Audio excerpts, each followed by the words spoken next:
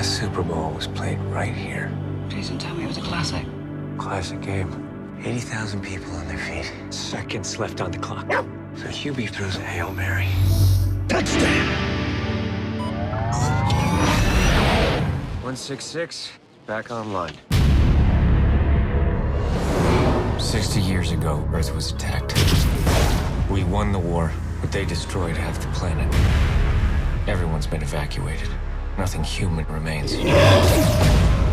We're here for drone repair with a mop-up crew. This is Jack Harper. I'm good to go. 2 more weeks, Jack, and we can finally leave and join the others. Don't take any chances.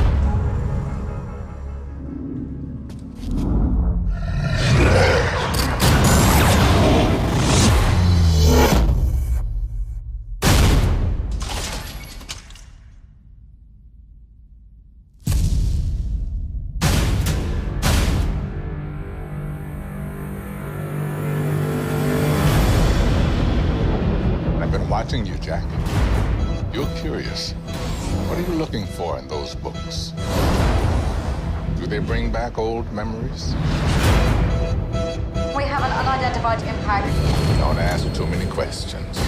They are human. This is ordering you to return to tower. Jack. How do you know my name? They're firing on survivors. Stand down!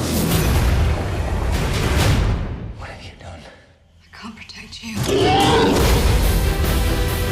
They won't stop till they find me.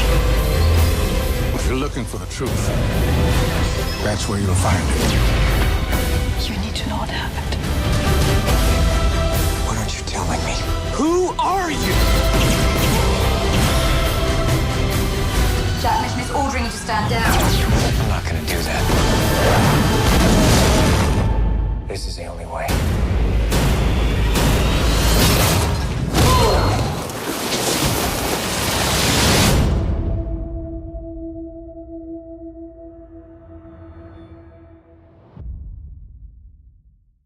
Expects a trailer to come out late Saturday night, but here we are as Oblivion has just hit the internet, and I wanted to share my thoughts and put it up for you guys, so I'm filming this from home. You know what? I think that Oblivion looks good to me. Tickets sold. I mean, it doesn't look like the most amazing movie ever made, but it looks really good, very promising to me. As some of you know who've seen the video of my, top 10 picks of the original films coming out next year, 2013, Oblivion was one of them because I really liked the pairing of Tom Cruise and the director of Tron Legacy. And also I was delighted to see Morgan Freeman is also in that mix. So I really think that movie's going to certainly reach at least a certain level of quality, which is why I'm going to go. And I also, the director from Tron Legacy, I felt he was going to deliver great visuals, and it looks like he is delivering great visuals. This is going to be an IMAX, so I'm excited to see it. But when I was watching it, speaking of great visuals and the setup and the way it was, this really reminded me of like the live action-adventure version of WALL-E. You have this lone person, this lone entity on a desolate, ravaged Earth, and he's basking in the glow of nostalgia of the way Earth used to be, and that's just like WALL-E. And who better to play this than the human robot himself, Tom Cruise?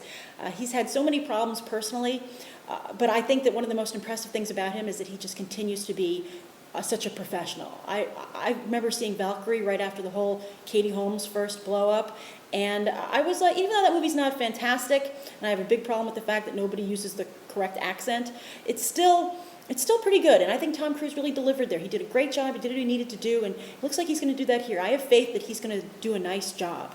The only problem, why I said this didn't totally blow me away, was that I feel like it looks like the story is already falling apart in the trailer, which makes me a little nervous, and of course, as we know, that happened in Tron Legacy as well. The story really just did not hold up. It fell apart in the third act. So maybe Kosinski, the director, is just not a story guy, but he's got to fix that. You can't just not be a story guy since you're telling stories here. It's not all visuals. But I still have some faith. I would still go to see this. Also, I really like the set design and the way everything looks. I like the visual choices. I like, we were all talking last week about Star Trek and the fact that it looks so dark. and we didn't like, a lot of us didn't like that choice, because I loved 2009 Star Trek because it was so bright and airy. One of you actually said it looks like the Apple Store, but I love the Apple Store. A lot of people like the Apple Store. That's why the Apple Store does so well. It's fun to be in there, and this also has a kind of Apple Store feel, and I think that's nice. I think Hollywood's been going a little too dark lately with their future sci-fi, and that's not great. Also, one other thing I want to point out, it's interesting, this is not the only movie to come out in 2013.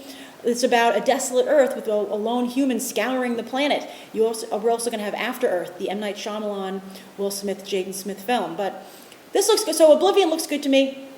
I'll be seeing it. I like a lot of qualities about it. The only thing that I'm worried about is the story. I'll see it in IMAX. But what do you think? You know, I don't know if Tom Cruise is really that much of a box office draw anymore. He did do well with Mission Impossible Ghost Protocol, which seemed to be a bit of a comeback for him, but let's not forget that a big part of that was everyone's excitement over seeing what Brad Bird would do in the live action arena, and he didn't disappoint.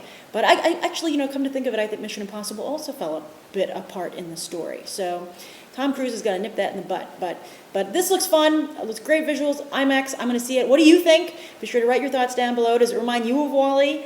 And as always, thank you for coming to be on the trailer, not just for the latest trailers, but these quick snapshot reviews. Thanks for watching.